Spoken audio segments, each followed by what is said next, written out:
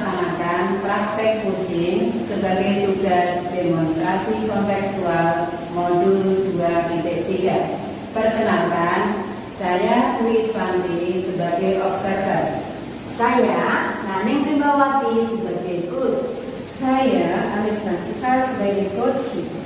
Terima kasih perkenalan dari kami. Wassalamualaikum warahmatullahi wabarakatuh. Waalaikumsalam warahmatullahi wabarakatuh.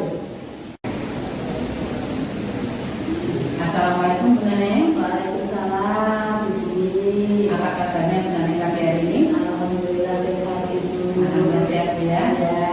Hari ini Bu Neneng akan melaksanakan praktek coaching ya Bu. Ya Ibu. Nanti dengan siapa ya? Saya melaksanakan praktek coaching hari ini yaitu Ibu Aris Nasika Ibu. Sebelum melaksanakan praktek, saya boleh bertanya-tanya dulu nih Bu Neneng. Ya Ibu. Apa nanti ini yang akan Bu Neneng gunakan? Rubrik penilaian seperti apa ketika nanti Bu Neneng melaksanakan praktek coaching Bu Neneng? Iya, saya menggunakan rubrik penilaian Alpha Ibu, yang mana di dalamnya ada yaitu pada tujuan umum, ada identifikasi, ada interaksi dan ada tanggung jawab Ibu. Nah, ya, berarti nanti Bu Neneng akan praktek coaching menggunakan algoritma ya. Kemudian dalam nanti praktek coaching, kompetensi apa yang akan Bu Neneng kembangkan? Yang akan saya kembangkan Ibu pada pertanyaan yang kedua Ibu. Oke. Jadi Bu Neneng nanti akan mengembangkan kompetensi mengajukan pertanyaan yang berbeda. Bagian kompetensi yang secara spesifik yang akan saya observasi bagian apa Bu ya? Yaitu nanti pada pertanyaan kedua yang bersifat terbuka dan eksploratif itu. Nah, indikator ketercapaian dari tujuan pengembangan yang Bu Neneng sampaikan tadi itu seperti apa? Ketercapaian pengembangan itu nanti saya menggunakan pertanyaan kedua pada yang bersifat terbuka, menggunakan kalimat yang terbuka yaitu biar coachnya itu menjaga sambil berpikir. Oke, sekarang Bu Neneng ya. Silakan Bu Neneng melakukan praktek coaching di sini saya untuk mengobservasi ya Bu. Monggo Bu Anis.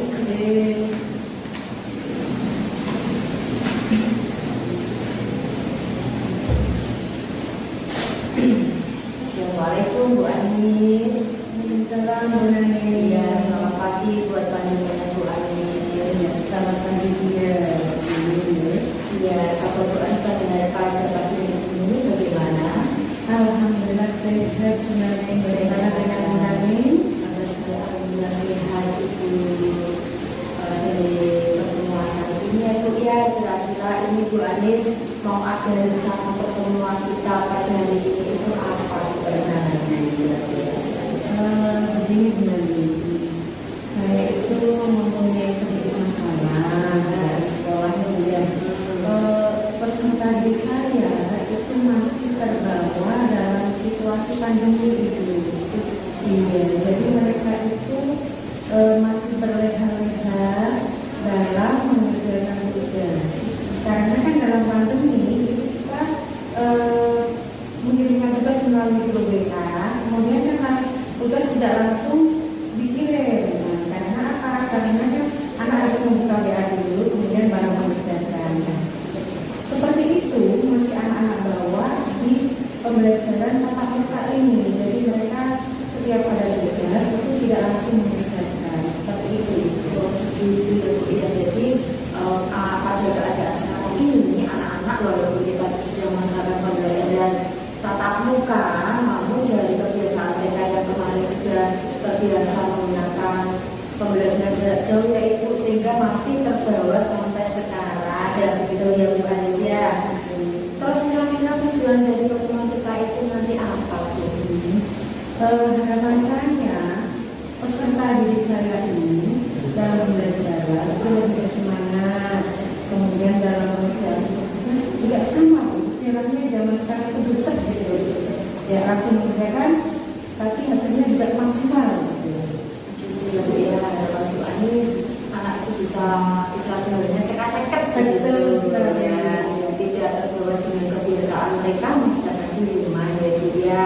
Terus selanjutnya itu kira-kira Bu, anak dikatakan menurut Bu Anis dikatakan sudah sudah meninggalkan budaya pandemi itu yang seperti apa itu?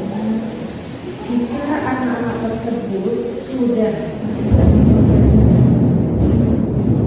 misalkan saya memberikan tugas ya Bu ya, langsung dikerjakan. Kemudian dia tidak bermalas-malasan lagi, tidak nanti ya, langsung dibuat seperti itu Ibu. Sebaliknya Ibu dikatakan anak yang masih terbawa dalam keadaan yang pandemi itu nanti berarti yang seperti apa Bu? Kalau yang masih terbawa pandemi itu mereka kan masih istilahnya bermalas-malasan nanti hasil perjalanan nanti santai seperti itu ya.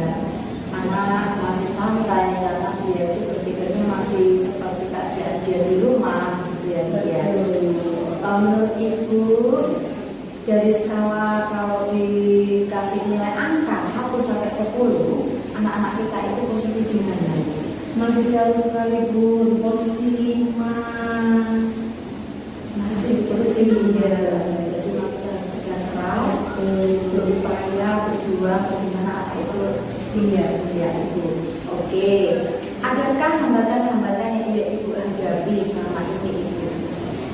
Kalau hambatannya untuk ada Bu. Yang pertama, mungkin karena ruang kelas di kelas saya itu kalau dibandingkan dengan kelas yang lain itu paling sempit itu. Mungkin anak-anak itu merasa kurang nyaman dalam pembelajaran karena kelasnya yang masih sempit itu. Dan kemudian ya mungkin anak-anak tersebut ingin saya kerahkan itu mendapatkan situasi yang berbeda seperti itu. Oke, jadi dari keadaan apa ya hambatan-hambatan dari beberapa yang Ibu harus utarakan, dari Ibu harus sampaikan, salah satunya adalah sebuah keadaan kelas yang sangat sempit. Oke ya, itu adalah salah satunya. Terus selanjutnya Ibu kira-kira adakah solusi Ibu untuk bisa membuat suksesnya dari sebuah permasalahan yang Ibu hadapi? Di proses awalnya saya akan mempersiapkan modul ajar dulu Ibu. Dalam modul ajar tersebut saya akan menciptakan pembelajaran yang bervariasi, kemudian yang terdiferensiasi sesuai dengan minat siswa, bakat siswa, sehingga siswa itu akan bersemangat dalam proses pembelajaran. Kemudian selain itu, saya juga akan menciptakan pembelajaran yang tidak hanya di dalam kelas saja Bu, yang tadi sempit itu sehingga mungkin pemikiran di anak itu merasa ini pemikiran jadi bumpet gitu ya Bu ya. Saya akan mengajak anak keluar agar bervariasi dalam situasi dan suasana seperti itu.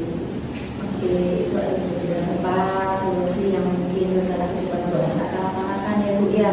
Salah satunya adalah menggunakan media pembelajaran, bahan ajar, mengajak anak keluar kelas biar refresh pikirannya karena dengan keadaan kelas yang sempit Ibu ya, termasuk pembelajaran yang bervariasi yang bisa menyenangkan proses pembelajaran. Oke Ibu, berikutnya kira-kira rencana Bu Anis itu untuk mencapai tujuan masalah yang Ibu hadapi itu kira-kira apa ya Bu ya? Adakah seseorang ya Bu ya yang mau diajak bersama begitu? Nah, pastinya ada Bu. Yang pertama saya akan mengirim kepala sekolah dulu minta bimbingan. Kemudian saya akan mengajak rekan guru untuk berkolaborasi di dalam pembelajaran sekolah dasar. Itu kan ada juga guru mata pelajaran seperti PJK dan PAI. Saya akan berkolaborasi dengan guru PJK. Kemudian pembelajaran akan kita bawa keluar sehingga anak-anak itu situasinya berbeda. Kalau di ruang terbuka itu pikiran akan lebih fresh, kemudian lebih cemerlang lagi seperti itu harapan saya, sehingga anak-anak itu tidak bosan itu. Oke Bu Anis, sangat sekali ya Bu ya. Jadi Ibu juga perlu berkolaborasi dengan guru mapel yang lain seperti guru mapel olahraga gitu ya Bu, berkolaborasi dengan kepala sekolah dan guru yang lain. Kira-kira yang Ibu butuhkan waktu dalam pelaksanaan ini, persiapan untuk menuju suksesnya itu sampai berapa lama persiapannya? Harapan saya itu tidak lama-lama Bu, karena saya sudah berikutan dalam melihat anak seperti itu. Insya Allah nanti 3 hari Bu, 3 hari akan segera saya laksanakan. Oke Bu, sampai mulai ya Bu ya, sukses untuk kita semua. Terus yang terakhir Ibu dari pertemuan kita pada pagi ini, bagaimana perasaan Ibu setelah kita berbincang mencari solusi bersama bagaimana? Perasaan saya juga dari Bu maklum gitu ya. Ternyata dengan berbincang dengan Bu Nani, saya menemukan solusi-solusi dari permasalahan saya. Apa yang akan saya laksanakan, tidak lanjut apa yang akan saya laksanakan sehingga pembelajaran kelas saya lebih bersemangat lagi dan anak-anak lebih bersemangat dan tidak terlena-lena lagi Bu. Amin. Semoga semua apa yang diperjuangkan ke depan harapan saya lebih sukses ya Bu ya. Itu dari saya. Cukup sekian ya Bu. Kalau ada salah saya mohon maaf. Bila tidak ya. Assalamualaikum warahmatullahi wabarakatuh. Waalaikumsalam warahmatullahi wabarakatuh. Terima kasih Bu Nani. Tadi Bu Nani sudah melaksanakan coaching dengan luar biasa Bu ya. Ini saya kembalikan bertanya-tanya dulu nih Bu Nani ya terhadap hasil observasi saya nih ya Bu. Tadi Bu Nani sudah melakukan apa saja pada saat kegiatan coaching yang menjadi indikator ketercapaian pengembangan diri Bu Nani tadi. Iya, saya mengenai indikator dan mengenai yang berbobot itu bersifat terbuka dan eksploratif. Jadi menggunakan kalimat-kalimat yang terbuka sehingga kunsnya itu menjawabnya itu sambil berpikir itu. Iya benar. Tadi saya juga sudah mencatat ini selama pelaksanaan proses coaching tadi hasil dari observasi saya terhadap pengembangan coaching yang Bu Nani harapkan tadi. Bu Nani sudah mengajukan pertanyaan yang berbobot, yaitu terlihat dari pertanyaan yang diberikan Bu Nani itu bersifat terbuka dan eksploratif. Dan terlihat juga dari coaching itu ketika menjawab juga sambil berpikir gitu ya.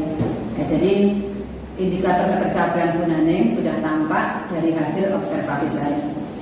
Kemudian Bu Nani untuk selanjutnya dalam proses coaching berikutnya apa nih kompetensi coaching yang akan Bu Nani kembangkan lagi? Oke Bu, saya ingin mengembangkan pada pertanyaan Ibu bobot, yaitu pada pertanyaan di momen yang paling tepat Ibu. Jadi kita itu menggunakan pertanyaan-pertanyaan yang tidak terburu-buru pada momen yang pas sehingga coachnya itu bisa menjawab, bisa memproses pertanyaan dengan baik Ibu.